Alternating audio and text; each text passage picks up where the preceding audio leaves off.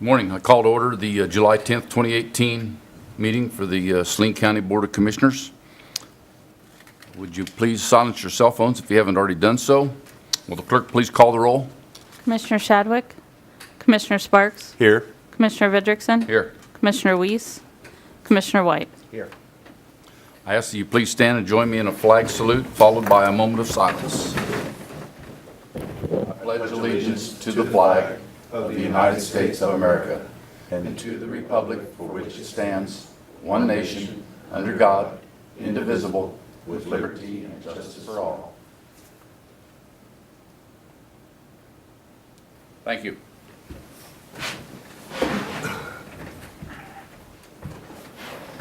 This time we'll move to the public forum where citizens may speak on county government, usually limited to 3 minutes, and items that are not on today's agenda.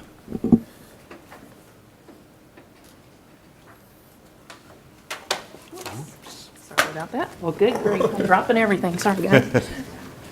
Hi, my name is Lisa Keating, and I have an office in Minneapolis, Kansas for a supplemental benefits company called Family Heritage. I'm an independent agent. Lisa, are you, state your address, please, or where your city you're from? Minneapolis, Okay. Kansas. Thank you. And I've talked to the HR person here 2 years in a row, and I've been asked to come speak to you guys directly. I have several of your employees as clients, just a couple of them, Mark and Lindsay Newton, Shane Pearson, Elaine and Ted Sears, Wayne and Billy Behringer. They like our policies because they get the return of premium back if they don't use it. Currently, I believe you guys have AFLAC, is that correct? Anyway, I would just like the opportunity to show somebody else what we have available, and just know that we have no lifetime limits. So every time when you get a cancer or something like that and you have to go somewhere in the United States to be treated, we have no lifetime limits. $2,500 if your child gets it, $2,500 for each parent. That's 2 parents that we pay for, but no lifetime limits. I believe the current plan that you have, it's $1,500 for the entire year. So I just wanted to come up and point out just a few little things that we have that we offer. Our accident plan, our heart and stroke, our cancer, and intensive care. They're all the critical care, catastrophic events. When you need it, that's not the time to find out your plan is not the plan, it's not the best plan. So I'm just asking for an opportunity to show you guys directly what we have. I do have a couple of brochures I'd like to leave with you. Who could I give them to? You can leave them right here. Okay. I do have several businesses here in town that I work with currently, and I can give you a list of that as well if you'd like to look at that. Okay, these things are normally taken care of through our HR department. Right. And I would suggest, if you haven't already done so, that you contact our HR department and go through them, because these items are not taken care of directly by the commission.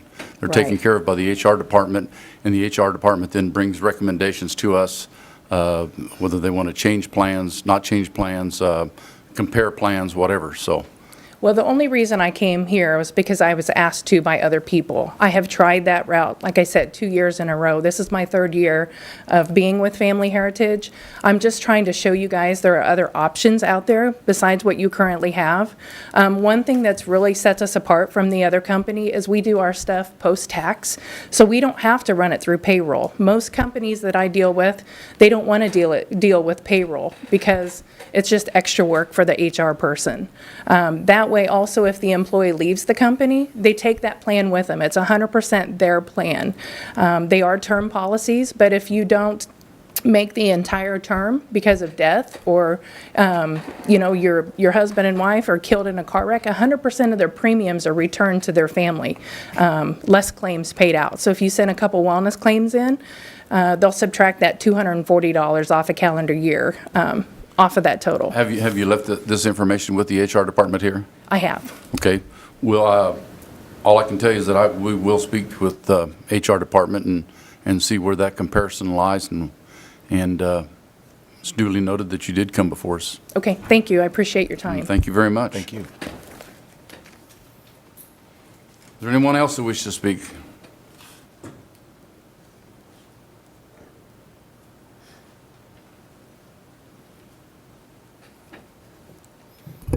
Morning. Good morning. I'm Greg Stevens, 842 South 10th, and I want to talk or make a comment or two about pay raises for county employees. I know this has been something that's been discussed. In an age when information and technology is important, people resources become more important. And when we see all the expenditures and the projects that are going on in town, it seems to me that it could be a demotivator for people to not get a raise when we're spending money on buildings and streets, and I know those things are probably needed, but to not get a raise might be more costly than we imagine. Salina has a reputation for being a low-wage community, and there's a group in town that's trying to come up with a different brand for the community. And I think that's one of the significant things we need to raise, is do away with this image of being a low-wage community, so we can attract people, so we can keep people, and so we can improve our image. So I know there's been a study saying that we're kind of lagging behind where we could be compared to other communities. But I think the critical thing is not giving employees a wage is a significant demotivator to morale, and low morale is costly, and low morale, it takes time to build high morale, and a thing or two that can happen can lower morale significantly. So I just ask you to take a serious look at trying to give county employees a raise. Thank you. Thank you. Anyone else wish to speak? Seeing none, I'll bring it back to the commission for regular business. Item number 1. Approve agenda for public forum as presented. Mr. Chairman, I move we approve the agenda for the public forum as presented. Second the motion. Been moved and seconded that we approve the agenda for today's public forum as presented. All those in favor say aye. Aye. Opposed, same sign. Motion carries. Item number 2. Approval of county commission minutes for July 3rd, 2018. Mr. Chairman, I move we accept the county commission minutes of July 3rd, 2018 as presented. Second. Been moved and seconded that we accept the county commission minutes of July the 3rd, 2018. All those in favor say aye. Aye. Opposed, same sign. Motion carries. Item number 3. RFA 167-18 Blu-ray disc subsystem with Brad Bowers, Community Technology Director. Good morning, Brad. Morning. Good morning. The Saline County Sheriff's Office would like to expend $8,053.30 on a Bravo 4201 Blu-ray disc subsystem publisher that includes the PTP publisher software for this PC. This system is how the Sheriff's Office integrates with their L3 evidence system. It allows them to back up data that may not rise to the level of being evidence in a case, and it's how they store the things that don't become part of the case. When ordered to do so, they make disc copies with this system for the county attorney or for a defense attorney if they're ordered to do so. The Blu-ray format is designed to hold more data per disc, which is kind of the emerging technology. This has actually been around for quite a while, the Blu-ray technology has. This upgrade will allow the Sheriff's Office to use fewer discs when backing up evidence that has not been attached to a case. Saline County budgeted $30,738 for an L3 system upgrade in the 2018 TIP budget. This expenditure is part of that upgrade. The evidence system upgrade is pending at this time as the vendor is designing a cloud-based application for this system. The Blu-ray subsystem will be needed regardless of whether we remain with an on-premise system or whether we move the application to the cloud. The Blu-ray system will still be needed. Alternatives for action is to approve the request as presented or deny the request and send staff back for more information. Staff recommends approval of the expenditure. The DVD format is no longer practical when it comes to storing video images that may become evidence in a case. The Blu-ray disc format allows more data storage per disc. Many cameras in use today are high-definition type cameras requiring larger storage capability. The move to the Blu-ray format will be done even if we move the L3 system to a cloud-based application. We want to delay the decision about the L3 system upgrade to see where L3, what the cloud-based application is going to cost. We may have an opportunity to save some money by moving it up to the cloud this year, but we just don't know that at this time.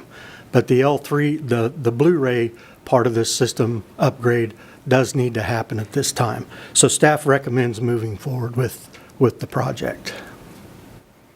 Okay, so if I'm hearing you correctly, the pending action is who you're going to go with? Is that correct? The evidence system is with L3. It's their application. Whether we're going to upgrade the whole system on-premise or move it to the cloud is what's still up in the air. Regardless of whether we do, which way we go there, this Blu-ray subsystem will still be required. Okay, I'm following you. Yeah. Thank you. Brad What- is, oh, I'm sorry. Questions of Mr. Bowers?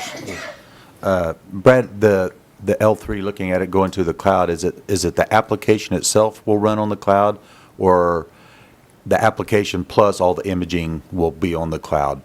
Everything. Okay, everything be on the cloud, Yep. and this Blu-ray will still be just our backup of that? When we want to, assuming we move to the cloud, which that decision has not been made, if we move to the cloud, then the staff at the sheriff's office, when they make an evidence media device, would download that information from the cloud. Yeah. If not, then they'll just take it from the on-premise system. So Okay, thank you. we think there's an opportunity early on in moving this to the cloud by saving some money in the first couple of years anyway, related to the amount of information we would move up there, Gotcha. if that happens. Okay, thank you. Is this a sole source provider? I would not call it a sole source provider. It's somebody that the sheriff's office has vetted at a period of time, a long time ago, as I recall. So they've been on this system for several years. I think this particular budgeted amount is the second time we've upgraded this application system. So if you're asking, did we go out for bids? We did not, because it is the system they use. Thank you. And one more question. Like this Bravo Blu-ray disc system, it has the special software that works with the L3 system, and that's no other Blu-ray out there has it. Is that what you're saying? As you download data as you create a disk or move data off of the system and onto the Blu-ray system, the database that runs on the PC keeps track of the details of what that case is about, of what that disk contains. It'll track where the disk is stored at in the library. So that part of it, you know, if they had to think about it, if they had to go back in 2 years and provide evidence in a case that somebody decided to charge, well, now we got to go back through this disk subsystem and find it. Well, the software and the application allows you to more easily find older information. So it keeps track of it as it comes and goes. Okay, thank you. All right, thank you, Brad. Is there any public comment regarding this situation? Seeing none, I'll bring it back to the commission for further discussion and possible action. Mr. Chairman, I move we authorize the purchase of the Blue Disc System publisher and software in the amount of $8,053.30 from the 2018 TIP budget. Second. All right, it's been moved and seconded that we authorize RFA 167-18 for the Blu-ray disc subsystem. Any further comments? All those in favor say aye. Aye. Opposed, same sign, motion carries. Move on to item number 4. RFA 169-18 Juvenile Court Remodel Bid Award with Todd Heichman, District Court Administrator. Morning, Todd. Good morning, Todd. Morning, Commissioners. Good morning. What I have before you is a request for action to award a contract to Bus Boom and Raw. Just a little history. We've been approved to remodel the old K-State Extension Office into a juvenile courtroom. Started with a budget of $300,000. This is all new to me. I've never done anything like this before. I was pleased with the number of contractors that we had that came to bid on this. We had a total of 6. And low bid on the 6 was Bus Boom and Raw with a base bid of $182,400. The bidders on this had 3 different, or basically 4 different alternates that they could add into this. Alternate number 3 was to add or remove all VCT, and the VCT is the, I believe, vinyl composition tile. So it would be removing all the tile in what used to be the K-State Extension Office, and then that'll be replaced with carpet. Again, the base bid came at $182,400 with Bus Boom and Raw, adding $4,500 for the removal of the VCT, and then also to throw in there a contingency of $15,000, which comes to a grand total of $201,900. That would be the overall low bid. The highest bid was $272,000. All bids were realistic in my mind. But the alternatives or actions that we've got is we can look at accepting the Bus Boom and Raw. I think I'm pronouncing it. Is it Raw or Rao? Close enough. Okay. Bid. I think they're the best qualified low bidder. The impact, I mean, funds would come out of the capital improvement plan budget, which with the architects that we use, which have been a great help in this process for me, subtract $27,000 from that. And then the $201,900 for the contract for the contractors. This still leaves a balance of about $71,000 that can go back into the capital improvement plan. So I would just ask for approval to accept the low bid from Bus Boom and Raw. And when is the proposed start date on this? I would have to say it's going to be in about 2 weeks. We still have stuff in that room right now for Purple Wave, so we'll have to get that stuff out of the room before construction can start. So I'd probably say you're looking at the end of the month. And proposed finish date? 90 days. So you're looking, I'll say the end of October. Is there going to be a penalty involved for completion? Non-completion, not meeting the date? That I don't know. I think that's something that needs to be discussed. I know that we've been in 2 projects now in the last 6 months that, or maybe actually 3 in my mind, that we need a completion date and some sort of a penalty where they just don't come today and gone tomorrow. Okay? I mean, that certainly needs to be addressed in my Okay. mind. Okay? Further questions?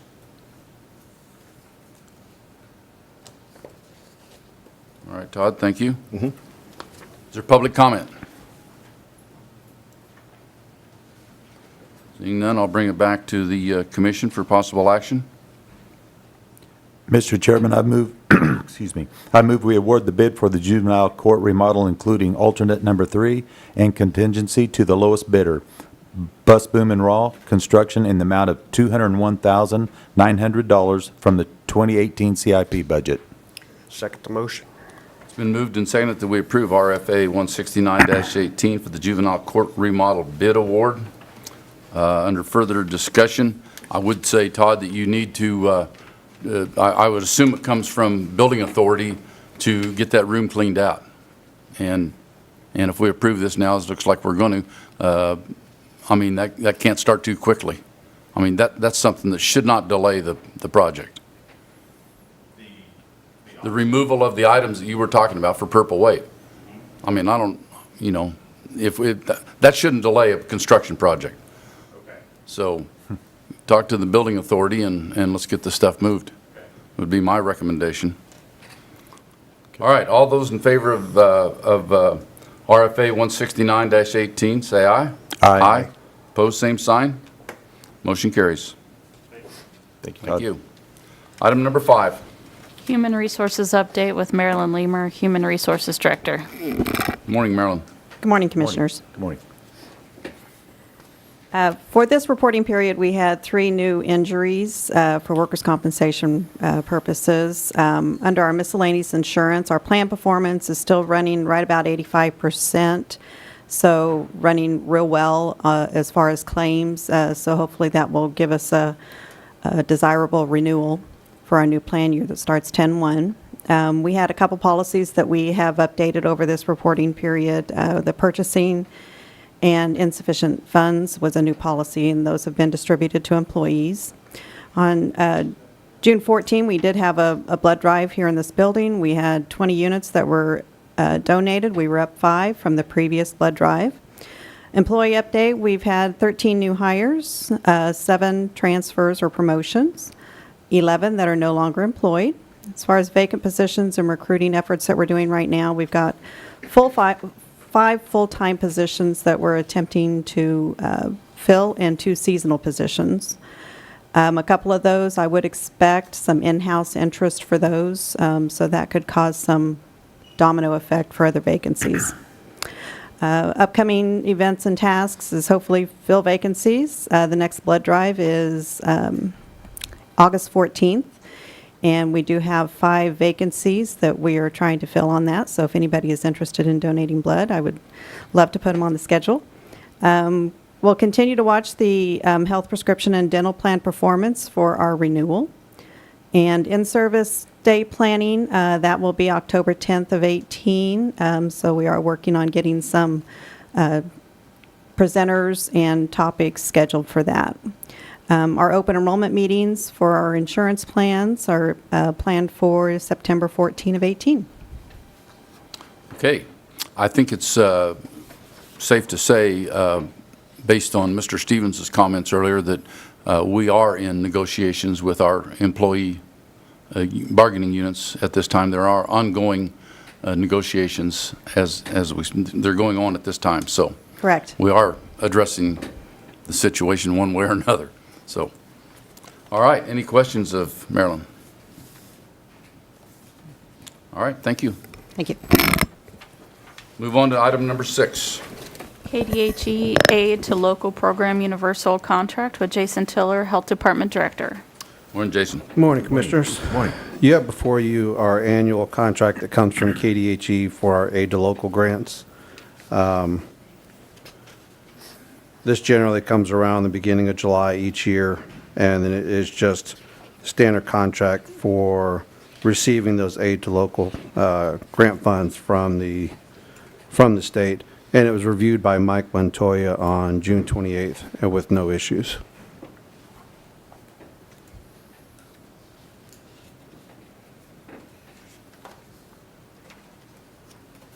Did you want to elaborate further on this, or, I mean, it looks like there's several pages of it. Well, the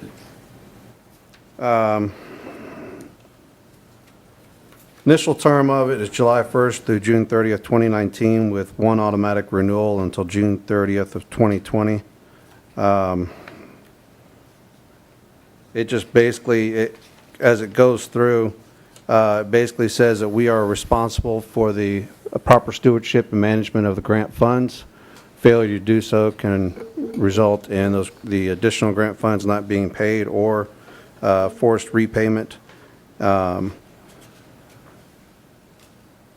then they give other stipulations for use of the grant funds, such as not using it to supplant other funds,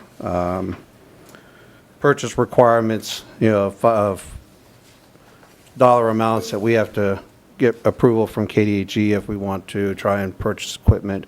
The majority of the funds goes towards salaries, but I don't have the percentages in order to discuss that. Okay. Further questions of Jason? Any public comment regarding?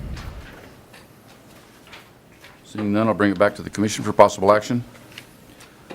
Mr. Chairman, I move we sign the KDHE Aid to Local Program Universal Contract as requested by staff. Second.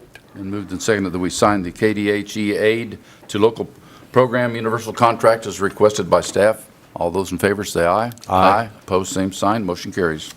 Item number 7. Agreement for funding of indigent care tuberculosis control program activities with Jason Tiller, Health Department Director. All right, Jason?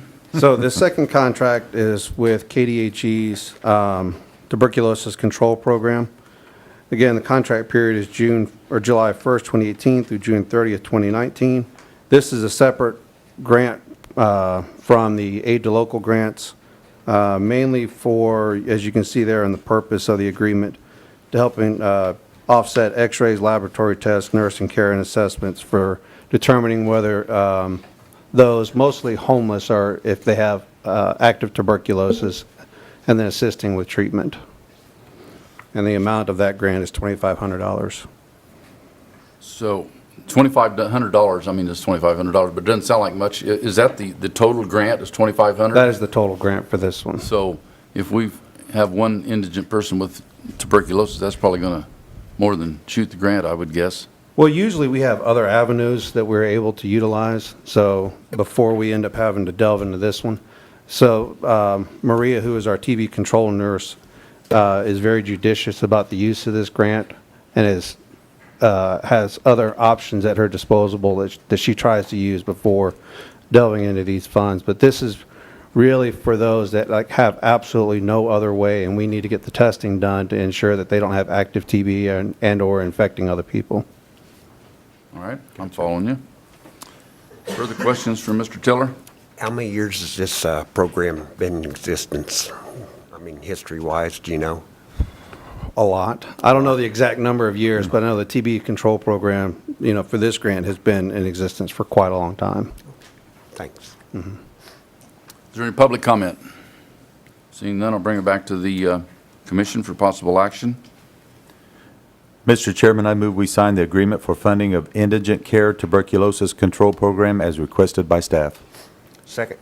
Been moved and seconded that we sign the agreement for funding of Indigent Care Tuberculosis Control Program as requested by staff. All those in favor say aye. Aye. Opposed, same sign. Motion carries. We'll move on to item number 8. Master Services Agreement with Jason Tiller, Health Department Director.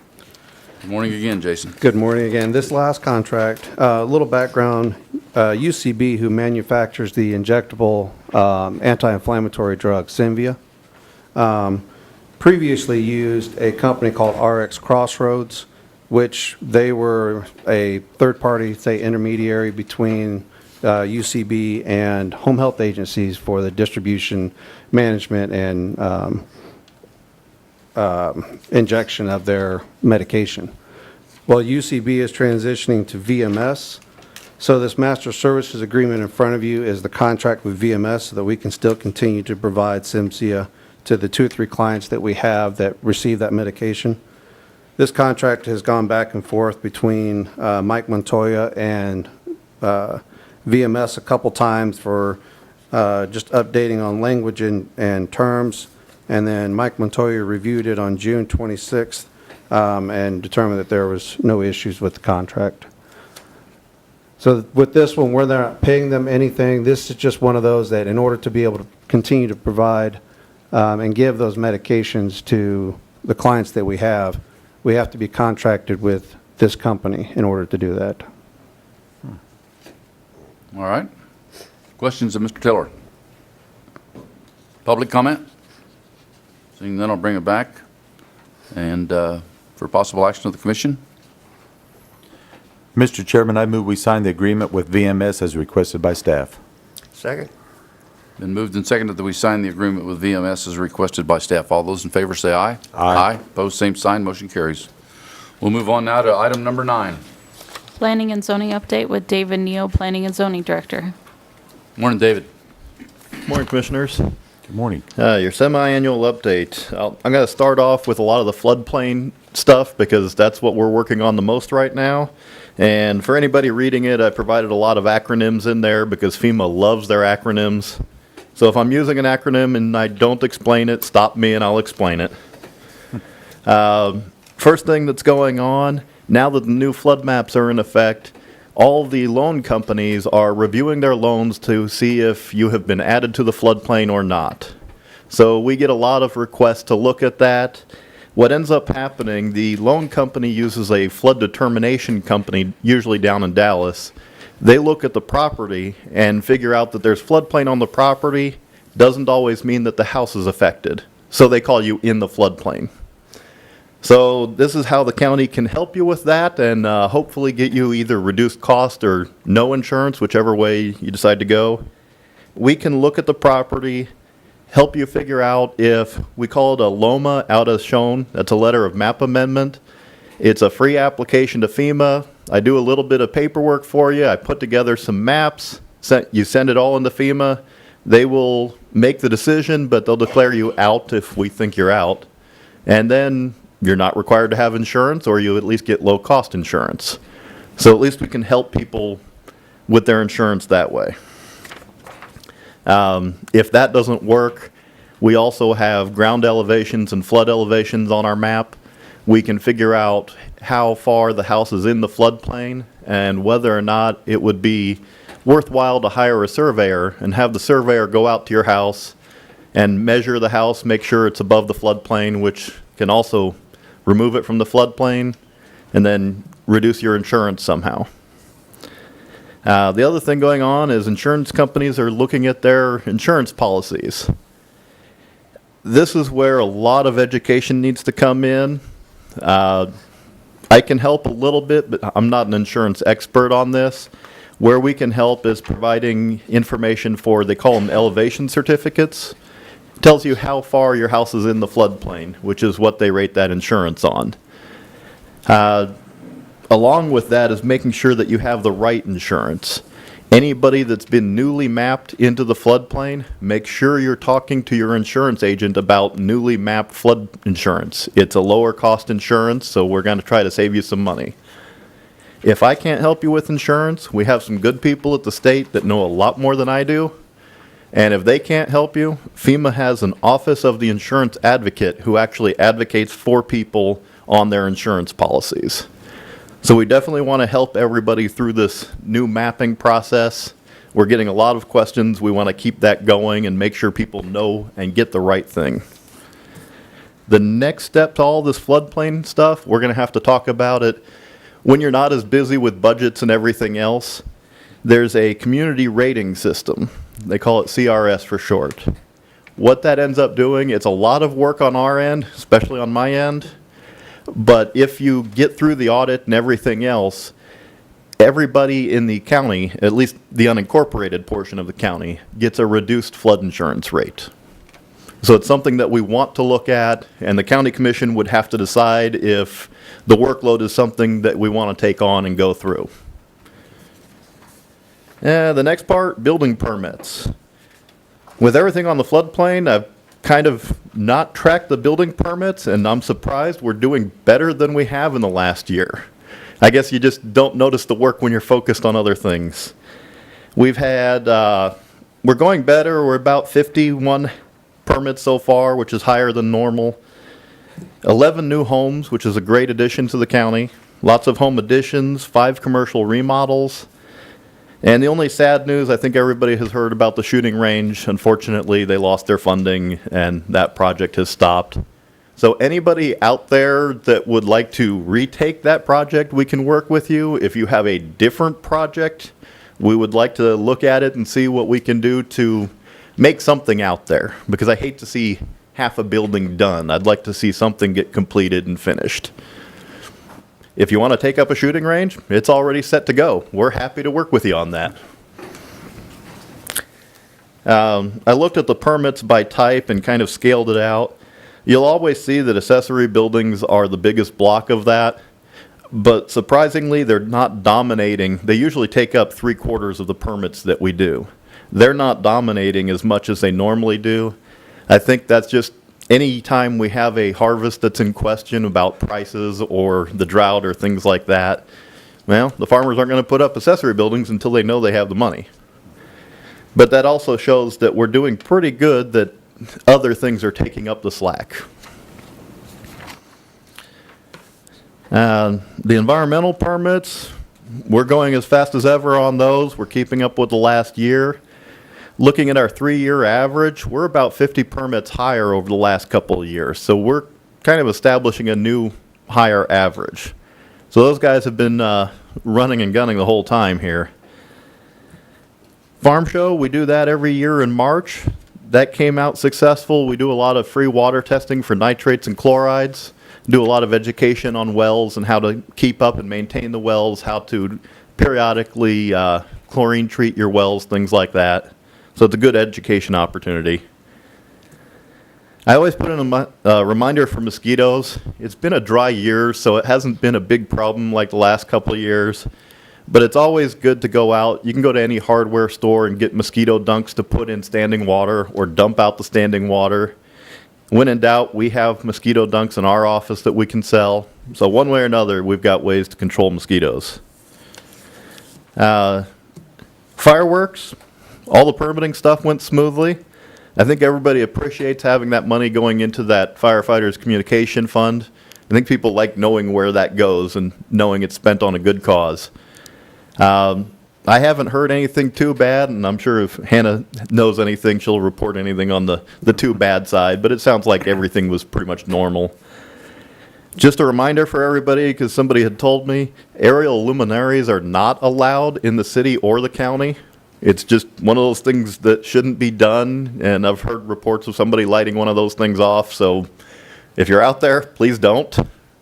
Maybe it's just an early warning for next year, just don't do it. And the last part for you, we had talked about the address policy a few weeks ago.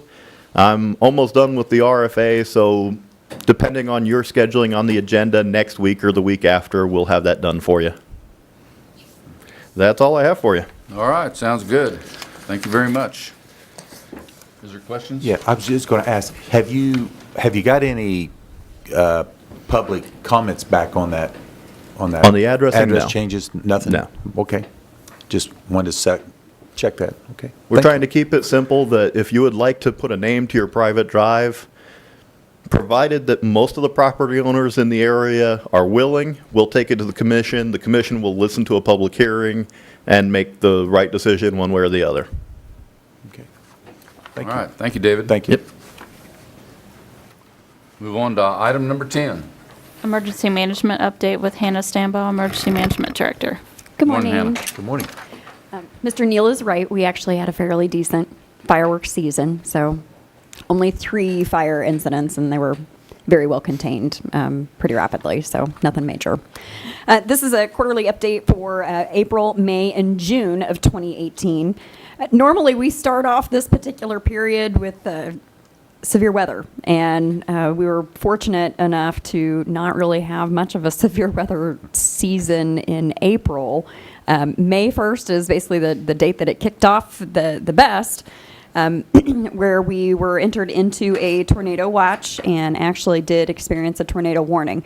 The top image there is just how powerful the use of social media has been with regards to relaying information on severe weather. That particular post we did a couple of days ahead of time of the May 1st incident and reached over 7,000 people. So we really appreciate having the use of social media. We think it's an extremely powerful tool in order to get information out to the public and be able to share information. So, Hannah, Yep. are we boosting these posts? I don't boost any of mine that we do for severe weather. I don't know if maybe Marilyn does with some of the HR stuff. So, but we don't do any of those for emergency management. Down below is the preliminary damage assessment results from the tornado that occurred on May 1st. This tornado touched down pretty much about a half a mile, quarter of a mile south of the Ottawa-Saline County line, extreme north western Saline County, and then crossed over into Ottawa County and continued on. It was rated as an EF3 tornado basically when it kind of reached the Ottawa County. We did have a couple of structures that were damaged, but no injuries whatsoever that was reported. This is a picture of the tornado track. Again, you can see it started just not very far into our county is where it touched down and then continued on up into Ottawa County. The little triangle pieces are actual damage points, and that's when the National Weather Service goes out and they will survey the damage estimates to gain the wind speeds to be able to rate that particular tornado. One of the other big events that we had was on May 29th. This is a severe thunderstorm warning that we started tracking, oh good gracious, way early on in the day. And it just continued to come up from the south and from the west into our area. As a little progression, all the storms kind of converged together, and this is an image of it when you can see all those yellow boxes. Those are all thunderstorm warnings for areas. So this is one of the things that we do behind the scenes is we are watching this information as well as communicating with the National Weather Service and our media partners to obtain information as far as what this storm is doing, what it's capable of producing, so then we can effectively warn the citizens of Saline County. Just as an update as far as the drought conditions, this was released on July 5th, still showing us in that severe drought category. I know that Governor Collier just earlier, well, it was either late last week or earlier this week that decided to add some counties into the drought declaration that he had made back about a month ago. So it's still pretty darn dry out there. We were lucky enough to receive some pretty good moisture in June. This is a map of the state of Kansas that shows the precipitation that was received. In June, we were sitting right there about anywhere from the 4 to 5 inches total for the whole entire month. As it sits, as of June 30th, we had seen an average of a total for the 2018 year, 7.75 inches of precipitation. However, normal amounts are closer to about 16 inches, so that still puts us anywhere from about 8 to 9 inches behind normal for average precipitation for the year, so we are still dry. Looking into the next few months, it doesn't look like we will see much of a relief. The prediction is for higher than normal temperatures and then below normal precipitation through the months of September. Or October.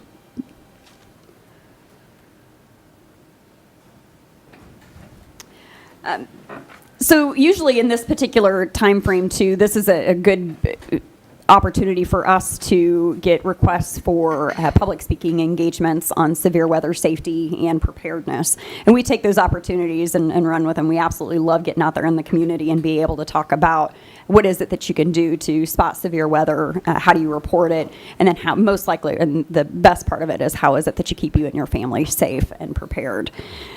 So typically that's one of the largest things that we do in that particular, in the April, May, and June timeframe. But another thing that we do is exercises.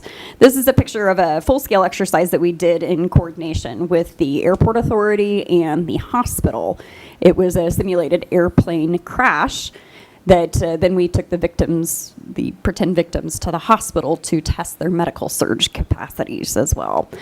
So this is a really good opportunity to bring all of our responders together. You can see that we had this line of fire department, the Kansas Highway Patrol, emergency management, the airport, and as well as the hospital and LifeTouch EMS that participated in this.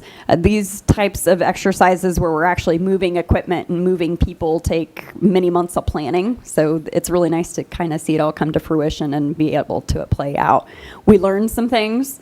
We learned some things that were immediate fixes that we could change, and that's the best part of doing these exercises, is being able to improve us continually.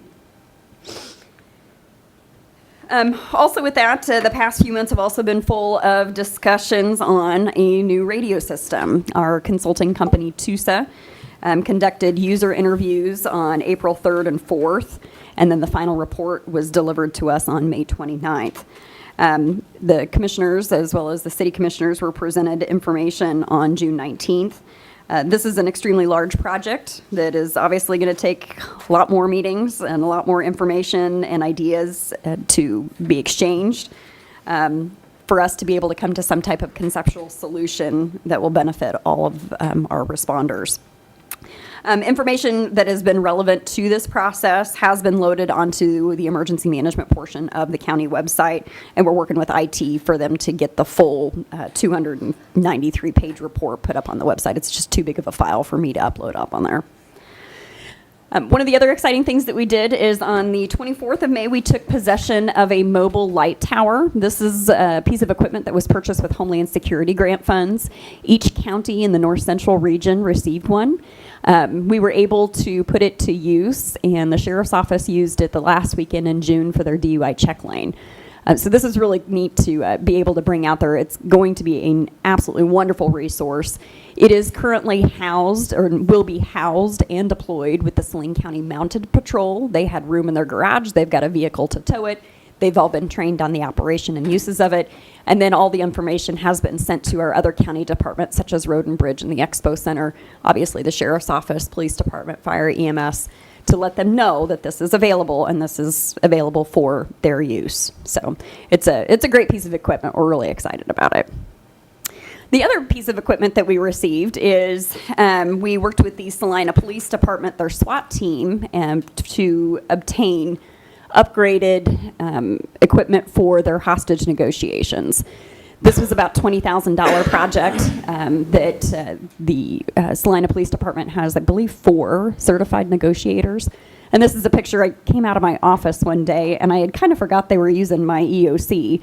But I came out, and there was cords that were all wrapped around in the hallway and underneath the door. And I thought, good gracious, what the heck is going on? And I opened the other door, and there's Sergeant Villanueva, and he was pretending to be the hostage, I guess you could say.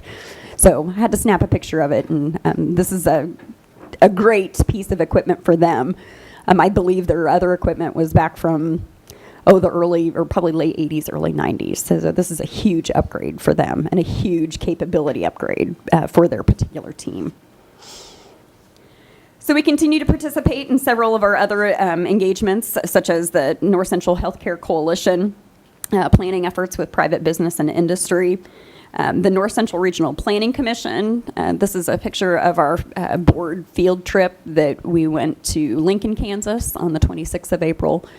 We usually do a lunch and then have several different presentations, and then we go around into the town to tour different locations that have benefited from North Central Regional Planning Commission services or funds or grants. So this was a tower company that we were able to go in and tour and see what they do. It was really interesting. Excuse me. As far as the fire districts go, we've actually been pretty lucky. April and June were fairly busy. May, not terribly so much, but April was our busier month. Not as busy as what we've been in the last few. Just to kind of show you just a few pictures, this is a picture on April 13th. This is out on I-70 at milepost 236 out in the western part of the county. This was a grass fire that was caused by a vehicle. We also had to have Lincoln County come down and assist it. The top picture is a picture from a view from the fire truck, and then the bottom picture is a drone picture of the burned acreage. Unfortunately, this particular fire did rekindle later on in the day, and they did have to go back out there and squirt some more water on it, but it was a really good picture. This is on May 5th. This is a picture of a vehicle fire that caught fire, and it was a complete and total loss. They were able to extinguish it pretty quickly, though. On April 28th, this is a skid loader that was working to help with a controlled burn. It got a little bit too close to the controlled burn and ended up catching the skid loader on fire. It was a complete loss. And probably the most significant call that we've had in the last 3-month period is this is April 29th. This is an abandoned structure that was in the 1100 block of South Holmes Road. The call came out in about just a little after midnight, we did have to call out the State Fire Marshal's office for this, and they are investigating it as an arson. So, very unfortunate, but we were fortunate in the fact that it was abandoned and nobody was living there.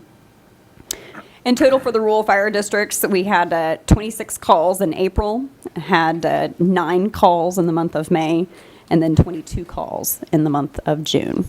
So subject to any questions that you guys have, that is my report for the last 3 months. I'm good. That's a nice report. Comments from my fellow commissioners? Thank you. Would it be possible to order up some more rain? Yes. Thank you. I keep telling people to do their rain dance.